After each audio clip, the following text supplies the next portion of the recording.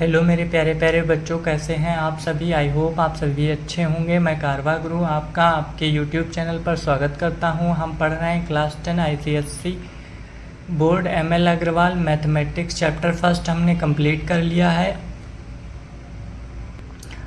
आज हम स्टार्ट करेंगे चैप्टर 2 बैंकिंग, जिसमें हम स्पेशली रिकरिंग डिपॉजिट अकाउंट के बारे में पढ़ेंगे।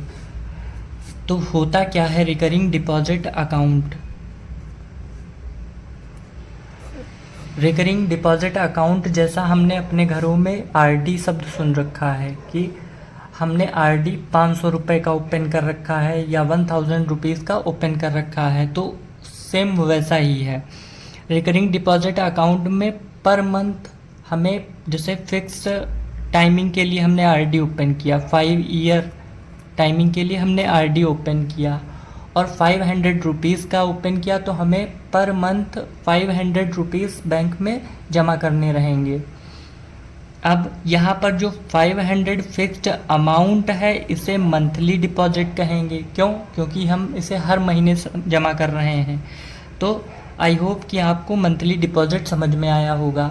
उसके बाद में बात करते हैं मैच्योरिटी पीरियड की। मैच्योरिटी पीरियड क्या होता है? तो जैसे रिकरिंग डिपॉजिट अकाउंट हमने 5 ईयर के लिए ओपन किया है, तो हमारा मैच्योरिटी पीरियड क्या होगा, यानी कि हमें जो रुपए जमा किए हुए हैं वो कितने टाइम के बाद मिलेंगे। तो 5 ईयर्स के बाद मिलेंगे, तो हमारा मैच्योरिटी पीरियड 5 ईयर होगा। या 5 ईयर को हम मंथ में कन्वर्ट कर लें तो 12 से मल्टीप्लाई करेंगे, क्यों 1 ईयर में 12 मंथ होते हैं, तो 12 से मल्टीप्लाई करेंगे तो 12 5 जा 60 मंथ हो जाएगा। ठीक, तो ये मैच्योरिटी पीरियड आपको समझ में आया। फिर उसके बाद डिपॉजिटेड अमाउंट क्या होती है? तो डिपॉजिटेड अमाउंट का मीन्स है कि हमने 5 साल तक या 5 ईयर तक हर महीने 500 या 500 सबमिट करते हुए जो है कितने टोटल रुपए सबमिट किए हैं। तो 500 रुपीज़ हमने पर मंथ सबमिट किए हैं और कितने 60 मंथ तक सबमिट किए हैं। तो इन दोनों को मल्टीप्लाई कर दें तो 6 5 जा 30 और 3 0 ये ऐड किए तो टोटल हमने बैंक को कितना अमाउंट सबमिट किया, 30,000 रुपीज़। यही क्या कहलाएगा, डिपॉजिटेड अमाउंट। और मैच्योरिटी वैल्यू क्या होती है? अब इस पर कुछ बैंक हमें इंटरेस्ट देगा, उस इंटरेस्ट को इस डिपॉजिटेड अमाउंट में ऐड कर दें तो जो अमाउंट मिलेगा उसे क्या कहेंगे, मैच्योरिटी वैल्यू। अब देखिए, जैसे अभी तक हम लोग जो सिंपल इंटरेस्ट हमने पढ़ा है, सिंपल इंटरेस्ट में क्या होता है, एक साथ हम कुछ अमाउंट बैंक में जमा करते हैं, फिर 1 साल या 2 साल के लिए जमा करते हैं, टाइम पीरियड फिक्स कर लेते हैं और उसमें इंटरेस्ट का फॉर्मूला होता है, सिंपल इंटरेस्ट का फॉर्मूला होता है P × R × T upon 100। But recurring deposit amount में क्या होता है, हम अमाउंट को टुकड़ों में दे रहे होते हैं, हर मंथ में इक्वल दे रहे होते हैं। तो यहाँ पर जो अमाउंट हम 500 फर्स्ट मंथ में सबमिट करेंगे बैंक के पास, वो कितने मंथ तक रहेगा बैंक के पास, 60 मंथ के लिए। और सेकेंड मंथ में जो सबमिट करेंगे वो 59 मंथ तक जो है बैंक में रहेगा। और थर्ड मंथ में जो 500 सबमिट करेंगे वो 58 मंथ तक बैंक में रहेगा। इसी प्रकार जो लास्ट मंथ में हम अमाउंट 500 पे करेंगे वो सिर्फ बैंक में 1 मंथ तक रहेगा। तो बैंक हमें यहाँ इस 500 पर 60 मंथ तक का ब्याज देगा, फिर इस 500 पर 59 मंथ का ब्याज, इस 500 पर 58 मंथ का ब्याज। इसी सीक्वेंस में जो लास्ट का 500 हम बैंक में सबमिट करेंगे उस पर सिर्फ 1 मंथ का ब्याज मिलेगा या इंटरेस्ट मिलेगा। तो यहाँ पर हम मंथली डिपॉजिट को यदि P मान लें तो यहाँ पर टोटल मंथ कितने होंगे, तो 1 + 2 + 3 ऐसे ऐड करते हुए ऊपर की ओर जाएं तो यहाँ पर लास्ट में 58 एंड सो ऑन, फिर प्लस 58 + 59 + 60 होगा। अब इस सीरीज को जोड़ने के लिए क्या करें, जिसमें जो देखिए यहाँ पर नेचुरल नंबर है वो भी n यानी कि 60 तक हैं,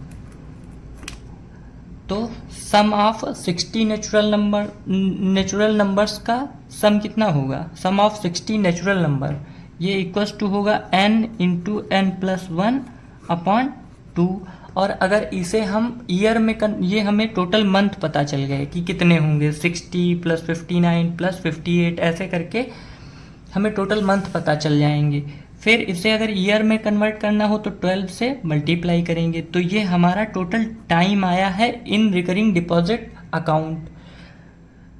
अब देखिए, मंथली डिपॉजिट P हो गया, टाइम पता चल गया रिकरिंग डिपॉजिट अकाउंट के लिए, और रेट अगर बैंक ने डिसाइड कर लिया कि R% है, तो इस PRT की वैल्यू हम सिंपल इंटरेस्ट के फॉर्मूले में पुट करेंगे और हमें प्राप्त क्या होगा, रिकरिंग डिपॉजिट अकाउंट के लिए इंटरेस्ट का formula.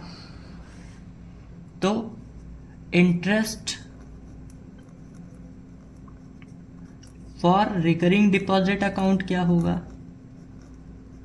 Is equals to P की जगह पर monthly deposit P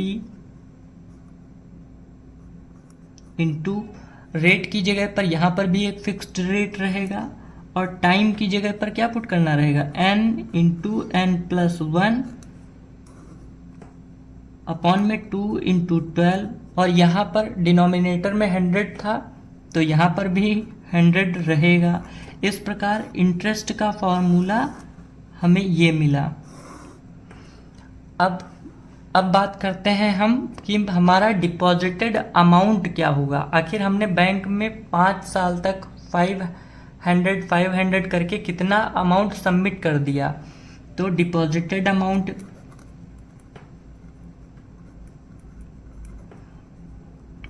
is equals to, ये होगा प्रिंसिपल यानी कि मंथली डिपॉजिट इंटू n यानी कि टोटल नंबर ऑफ मंथ। अब मैच्योरिटी वैल्यू क्या होगी, मैच्योरिटी वैल्यू के लिए फॉर्मूला क्या होगा, मैच्योरिटी वैल्यू यहाँ पर टोटल डिपॉजिटेड अमाउंट यानी कि P इंटू एन प्लस इसमें ये इंटरेस्ट ऐड कर दें, इंटरेस्ट I इन, तो हमें जो अमाउंट प्राप्त होगी वो क्या कहलाएगी, मैच्योरिटी वैल्यू। ये 3 फॉर्मूले हमारे लिए इस चैप्टर में बहुत इम्पोर्टेंट होंगे। आई होप इसी के साथ आई होप कि आपको चैप्टर एक्सप्लेनेशन पसंद आया होगा।